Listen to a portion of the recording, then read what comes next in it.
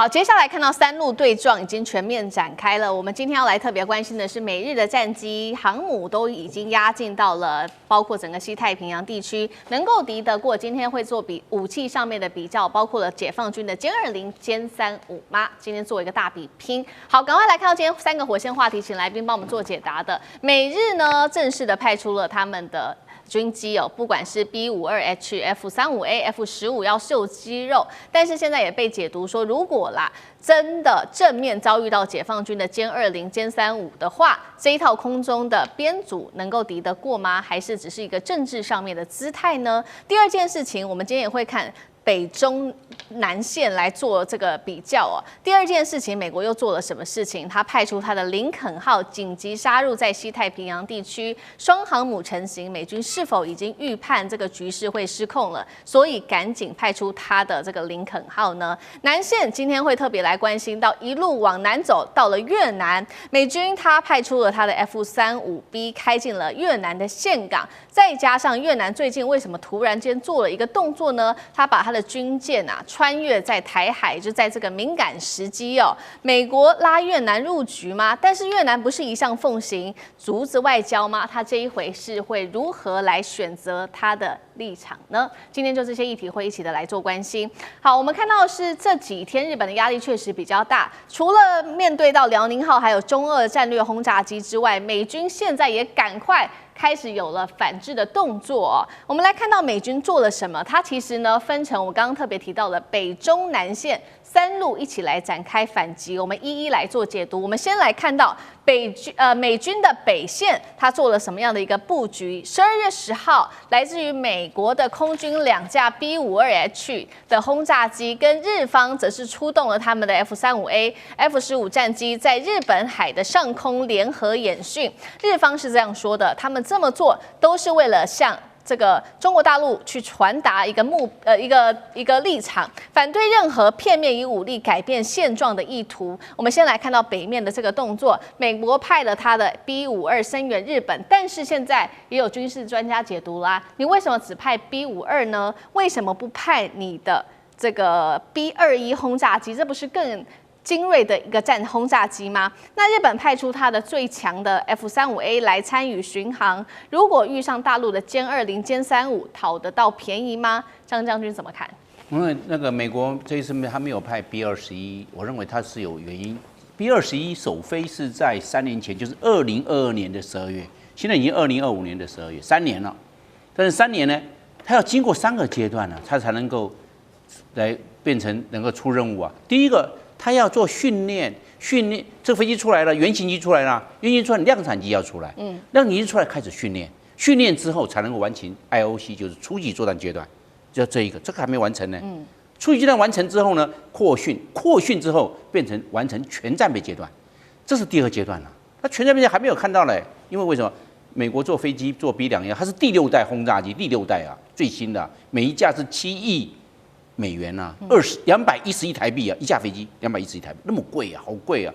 那它有第2階段的完成全戰備階段，那第3階段呢，它才會飛到阿拉斯加或飛到關島先進駐，它不可能從美國本土直接飛過來，那1萬公里啊，怎麼飛過來呢？不可能的事情嘛。所以它現在只完成第1階段，在作戰測評跟訓練，還沒有完成第2階段到第3階段，所以更不可能過來 B21沒有啊。那現在能夠派什麼？就派 B52嘛，因為 B52。這是越戰的，它8個發動機啊，可以用很久，已經60年了。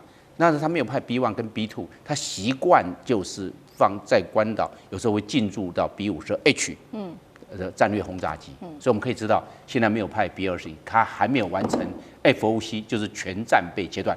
那我們先來看，那在日本海的這個日本派了這個 F35A 來這個在空中來編隊護航，那 F35A。碰到中國大陸的殲35跟殲20怎麼樣？這誰會贏？我認為這個要從很多的方面來做分析。那第一個性能，我認為性能在這方面呢，雖然 F35A 哈是單發動機，中國大陸的不管殲20也好，殲35雙發，載彈量大，速度大，因為我雙發動機嘛，推力就是大，心臟就是比你強啊。但是問題是不是在性能的比？要比什麼？比我們就知道要比现在是系統化作戰。在今年的5月7號，印巴空戰，那個印度用的是飆風戰機最好的王牌飆風戰機最好的第4代半最厲害的，就不是輸了嗎？因為它沒有系統化作戰，不是這個一個飛機跟一個飛機比，是系統化作戰。最重要的是空中管理。那個美國跟日本犯了一個戰略錯誤、戰術錯誤，他沒有派E3A 空中運機嘛？有沒有？沒有啊。那你派個E2D 空中運機也沒有啊。對，打仗一定要空中運機。他沒有派。我看你是派的B-52H 2架，然後另外一個是 F-35A 復航。你如果派了E3A 哨兵式的空中運機，那就不一樣了。美國也進入網狀化作戰。那在網狀化作戰对网作戰，整個空中的透明度很清楚，然後呢可以 A 射 B 導，你發射飛彈，我幫你引導打遠方的目標。這個就是網狀化作戰，就系統化作戰，沒有嘛？大家比這個東西，要比網狀化作戰能力，不是光比飛機的性能了。第二個要比的是電子戰能力，電戰能力，那你有沒有掛相關的這種電戰加倉？就 ANALQ184或223，可不可以？要不要掛上去啊？你要掛，甚至我們講到的這個，除了空中影機，美國這一次出動有沒有出動的？我們講的這個 RC135電偵機或者 EP3電偵機，沒有啊。這個東西的話，也可以做一個區域式的電戰能力的，做戰場的管理，因為戰場的電池是非常複雜的，這是空中影機要出動。剛才講到空中影機外面，電戰機也要出動，這就不一樣了，這就是局情作戰。戰場管理透明又有電戰能力，最後一個第三個，我認為大家的這個飛彈的，就是空對空飛彈的抗干擾能力。抗干擾，你會不會被它干擾掉？霹靂1洞飛彈、霹靂這個120飛彈、霹靂150飛彈，甚至將來會有霹靂1拐的飛彈，會不會干擾掉？同樣的，美國的 AIM-120洞的飛彈，它已經到第8代了，抗干擾能力如何？還有美國的這個近戰的，現在人打已經可以打到40公里響尾蛇啊。可不可以看得干擾能力？這是短程的，現在應該達到40公里哦，因為它一直在改良。短程的40公里，長程的可以達到140公里。AIM-120洞的改良型可以達到140公里。那我就要看你抗干擾能力了。你如果抗干擾能力弱，那你還是打不到，被人家干擾掉了。所以我們看要從整個態勢的評估、戰場的管理、戰場的透明度，還有系統化的鏈接的能力，來決定空戰的勝負。好，這一次針對這場中日爭議不斷延燒成為一個軍事爭議，美軍剛剛特別講嘛，分3線來做反擊。那剛剛北線的部分，張將軍已經幫我們分析得很清楚了。未來包括這個美日對上中國大陸，還是要走這個空戰，還是得做系統化的作戰，看誰的能力整合的能力比較強。那如果是中線呢？中線我們來看看的就是有關於海上，到底現在在西太平洋地區，到底是美國還是我們看到的是中國大陸，誰比較佔優勢呢？來看到中線，美國做了什麼？他派出他的海軍尼米茲級的航艦林肯號打擊群，正式的已經進入到包括他的美軍的第7艦隊負責的西太平洋海域來執行這個叫做緊急加派部署任務。意思是什麼呢？就是說它其實不是預排的一個航程，它是因為這個五角大廈面對現在局勢快速升溫，所以及時做了一個反制，有點像是威懾的一個動作。那可不可以這樣子做解讀啊？代表五角大廈認為現在區域局勢可能失控，所以派出了他的這個林肯號。那如果加上林肯號，再加上華盛頓號雙航母，能夠平衡目前大陸在西太平洋地區所佔有的優勢嗎？厲將軍有怎麼看？我先說明一下，林肯號還沒有到西太平洋來，它目前為止還是在這個檀香山那邊而已。因為西太平洋美軍的2個航母基地，一個日本的橫須賀，一個是關島。那現在是華盛頓號從關島要返回橫須賀的途中，他必須要把這個母港讓出來，然後才會讓林肯號進來。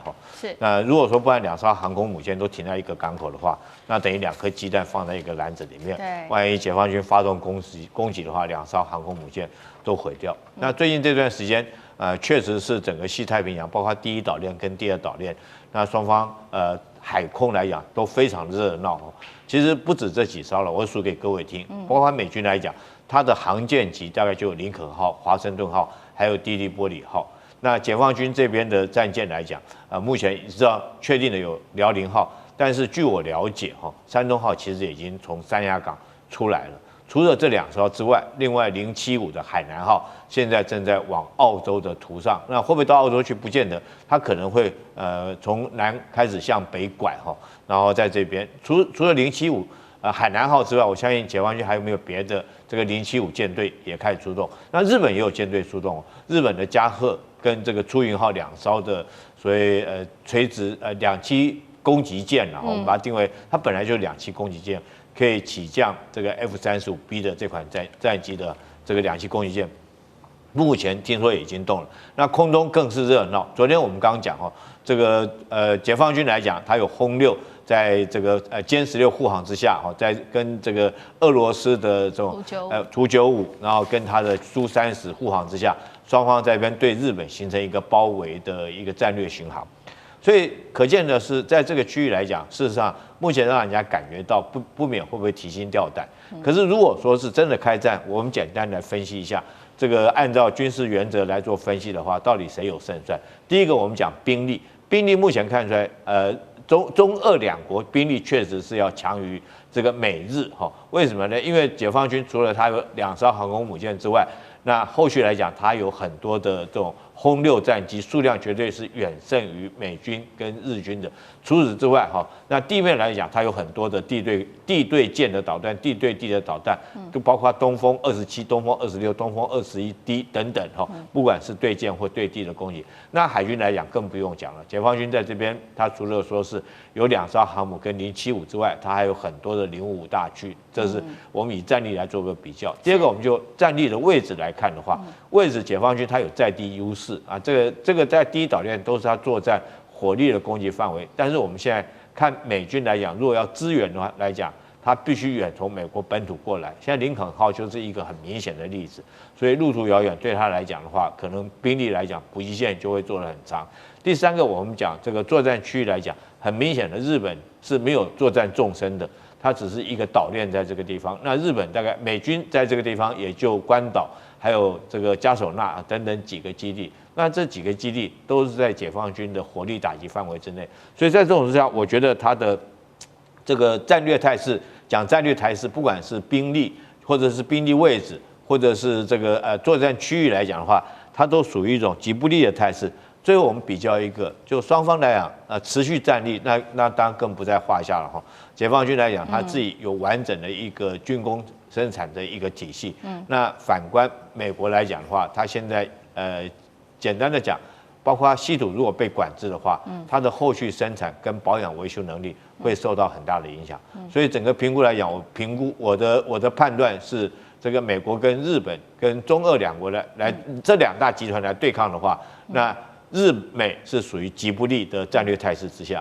好，我們現在特別關注到，剛剛李將軍幫我們看到，就是整個在第一島鏈，目前看起來中俄在整個兵力上面，在軍事上面的優勢是勝於美日的。這個是中線，現在美軍出擊。那南線呢？剛剛講嘛，美軍還針對南線有了新動作，這一次還搭配了另外一個美國的重要的盟友越南一起來做關心哦。美軍這一次派出的是它的2棲攻擊艦迪黎波里號跟它的巡洋艦停泊在越南的岘港，他說是要做友好的訪問。那迪黎波里號更是直接搭載了美軍最先進的它的 F-35B 垂直起降逆中戰鬥機。我們來看到，那越南方面為什麼在這個敏感時機又有所動作了呢？史無前例的證實呢，它在越南的軍艦12月11號已經通過了台灣海峽，執行自由航行。美軍的這些軍事動作來看，它到底目的是什麼？意思是說，暗示如果有衝突，可以從越南方面來牽制中國嗎？越南一直都是奉行竹子外交的，這個時候他如何來做選擇？楊老師怎麼看？我現在要澄清哈，就是到目前為止，美國方面對於從高市發言到現在雷達照射的問題哈，其實都是保持的冷眼旁觀。就算是國務院發言人的一段文字，他也只不過是回應給媒體。還有呢，就是美國小泉防衛大臣和美國的國防部長的通話，好，還有一個媒體上比較少的，在沖繩的美軍基地的指揮官，不過他是海軍陸戰隊的指揮官，他們講的都是美日安保重視的，略微有提到中國大陸的行為，可是前面都有一句話是美國不希望跟中國在此對抗或衝突，就非常符合美國最近發布的國防安全戰略報告的那個論述，所以這個主軸大概出來了。同時，航空母艦喬治華盛頓號是回到了橫須賀了，這已經確定了。那通常回去大概就是半年的，就是等於是維修，所以半年不會動在那邊了。它進行叫做春季維修，因此才會派從聖地亞哥，然後呢到現在在夏威夷那個林肯號進入到就是西太平洋，所以並不是2艘航空母艦要對中國大陸威懾，但是進入到越南這個部分呢，是美越建交30週年。那越南看得清楚，他現在其實維持的是竹子外交，竹子外交就是兩邊都會搖擺啊。可是呢，他越來越清楚，他那個根呢，其實長在中國旁邊，它就是中国的鄰國。對，現在不只是地理上、地緣上，在經濟上、在供應鏈上，以及不要忘記整個東南亞也跟中國的這整塊都連接在一起，也就是從地緣政治到地緣經濟上面，所以他很清楚。你看到越南在最近南海議題上，其實已經基本上不太去做任何跟中國的衝突的活動。雖然它在島嶼的軍事化其實速度不慢於中國大陸，我們在這個節目討論過。對。同時，越南比較特殊的是，它派軍艦穿越台灣海峽，台灣海峽最窄的地方大概126公里，平均寬180，那因此那長度大概是370。因此，其實中間是的的確確，以國際標準而言，它在屬於公海或者是這個專屬經濟區的範圍。那有人說中國大陸要把它內海化，可是它並沒有對船艦或者是甚至軍艦做這種作為。可是如果你的軍艦來是明顯要挑釁，或者是說要擺一個姿態，說要去介入到台灣問題，那它當然就會等於是表現出，那你來的就不是善意嘛。好，因此越南這一次的這個穿越，我覺得不需要大驚小怪。可是時間點，我覺得越南也了解這個時間點，它也是做球給美國跟日本。這個時間點剛好是在高市的台灣有事以及雷達照射的問題，它可以晚個一個禮拜。那但是他選擇這個時間點，我覺得大概某種程度，他也跟日本可能要索取一些東西。所以背後可能要了解，他不是要去挑釁挑戰中國大陸的這個台灣問題的立場，但是呢，他可能在跟日本有所交易吧。我的推論。好，謝謝楊老師。那我們休息一下，馬上回來。地緣政治、美中之爭、戰略價值、強權崛起、小國生存，現在與未來洞悉事件走向，掌握世界脈動，全球觀點。